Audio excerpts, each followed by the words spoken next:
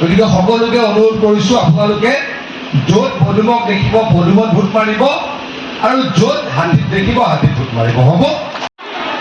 নিকিনেতো সঁচাকৈ নিকিনেতো। আৰু কেতিয়াবা আমাৰ এটা হয়, ল'ৰাই উৎপাত কৰি দিয়ে, মাক দেউতাকৰ ওচৰত টকা খাইছে, সেইটোও হয়, হয়নে নহয়?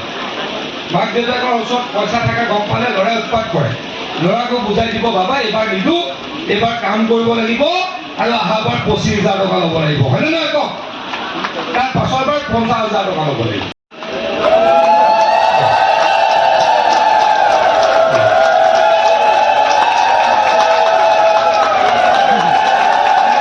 ধন্যবাদ।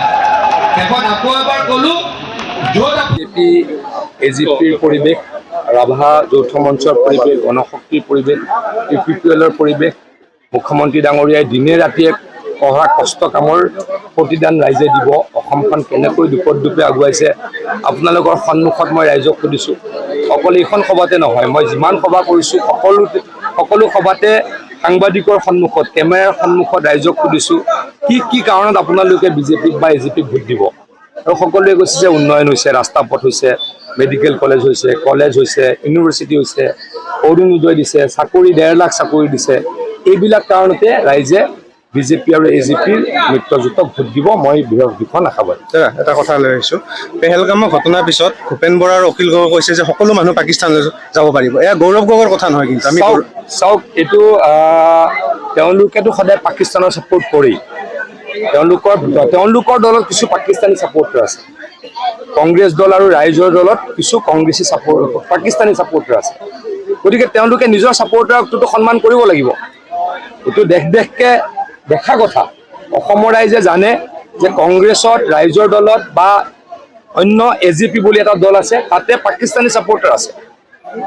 যি পাকিস্তানী ছাপোৰ্টাৰ যি এইকেইদিন ধৰি আছে, তেওঁলোকৰ যদি লিগেচি চাই, তেওঁলোকৰ লিংকেজ চাই, তাত ওলাবই কংগ্ৰেছ বা ৰাইজৰ দলৰ সমৰ্থক বা কৰ্মী।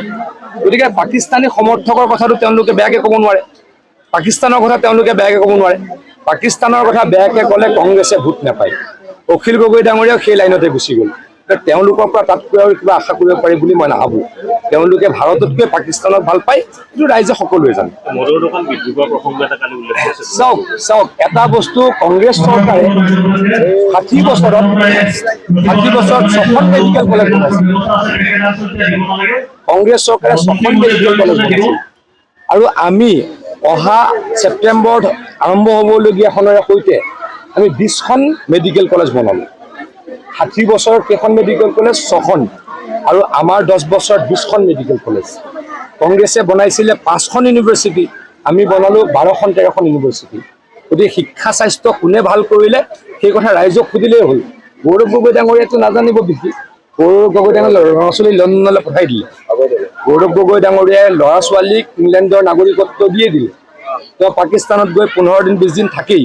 গতিকে কোনদিনা তেওঁ অসম এৰি যায়, কোনদিনা ভাৰত এৰি যায় ক'ব নোৱাৰি। গতিকে তেখেতৰ কথাত বহুত গুৰুত্ব দিব লগা আছে বুলি মই ভাবোঁ।